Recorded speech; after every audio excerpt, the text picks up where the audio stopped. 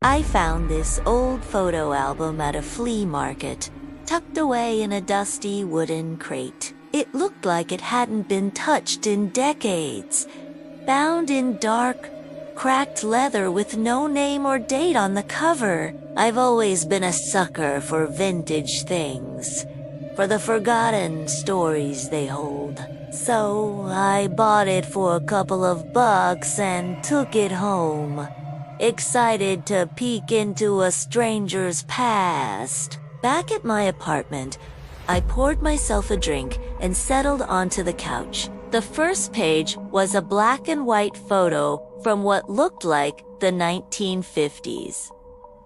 A family of four: a mom, a dad, a teenage boy, and a little girl all beaming, standing in front of a small, neat house with a picket fence. They looked so happy, so perfectly ordinary, the kind of family you see in old TV shows. I turned the page.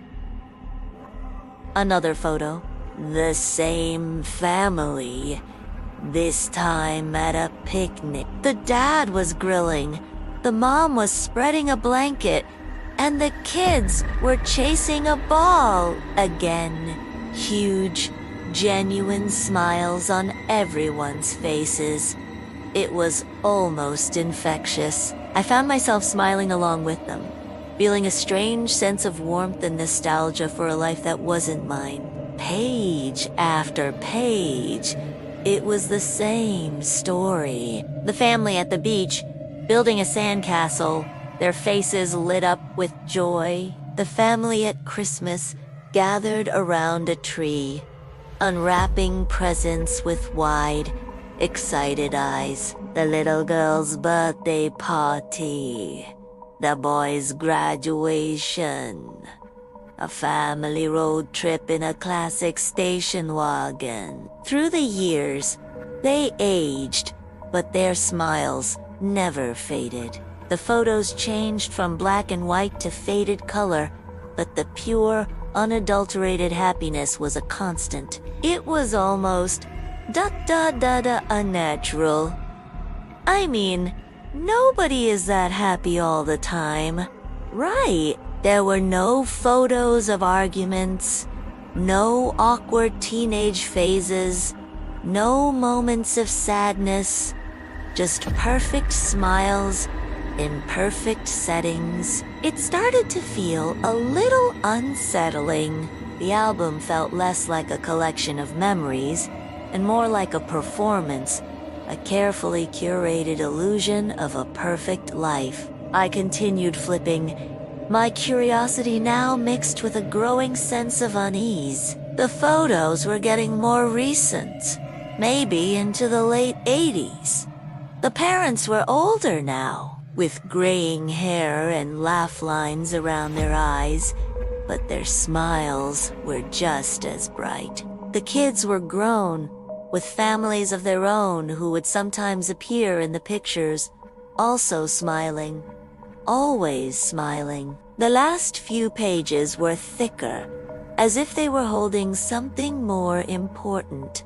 My heart started to beat a little faster. The second to last page had a single large photo. It was the original family. The mom and dad, now elderly. The son and daughter in their middle age, all standing together in the same yard from the very first picture. They were waving at the camera, their smiles wider and more brilliant than ever. It was a beautiful, full circle moment, but it felt final. Then I turned to the very last page. It was empty, except for a single, small Polaroid tucked into the plastic sleeve. It was newer than the rest, the colors still sharp. My hands were trembling slightly as I pulled it out. The photo was taken from a first-person perspective, looking down at an open photo album on someone's lap. The exact same album I was holding. And standing behind the couch, behind the person holding the album, was the family, the mom, the dad, the son, and the daughter.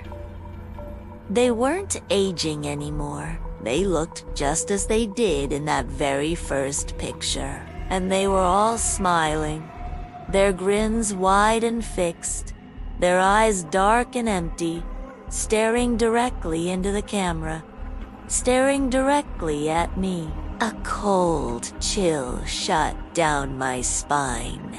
I slowly, so slowly, lifted my head and looked over my shoulder at the dark, empty space behind my couch. I haven't moved since.